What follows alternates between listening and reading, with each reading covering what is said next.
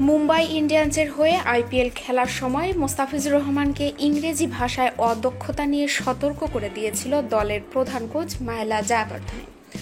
আন্তর্জাতিক পর্যায়ে বড় ক্রিকেটার হওয়ার জন্য ইংরেজি ভাষায় দক্ষ হওয়াকে গুরুত্বপূর্ণ মনে করেন তিনি। বিশেষ করে ফ্র্যাঞ্চাইজি ক্রিকেটের যুগে ভিন্ন ভিন্ন লিগে নিয়মিত খেলতে হলে ইংরেজি আবশ্যক।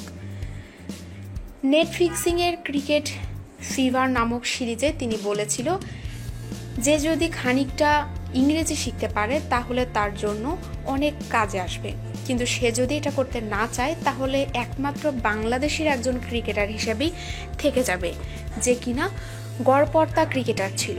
মোস্তাফিজকে সবার সাথে কথা বলতে হবে, তাকে দলের সাথে মিশতে হবে। গেল বছর মুম্বাই ইন্ডিয়ান্সের হয়ে আইপিএল খেলেছিলেন মোস্তাফিজ। সেখানে তার সঙ্গে গিয়েছিল জাতীয় দলের ওপেনার তামিম ইকবালের সহোদর এবং একসময় জাতীয় দলের ওপেনার নাফিস ইকবাল। মুম্বাই ইন্ডিয়ান্সের সকল খেলোয়াড় ও কোচের সঙ্গে মোস্তাফিজের কথোপকথন সহজ করতে দোভাষীর কাজ করতে হয়েছিল নাফিসকে। মুম্বাইয়ের একাদশে প্রায় 6 ম্যাচে টানা খেললেও পরবর্তীতে দল থেকে বাদ পড়ে যায় মোস্তাফিজ। পরবর্তীতে অবশ্য দলে ফিরলেও মুম্বাইকে শেষ চারে নিতে পারেনি মোস্তাফিজ।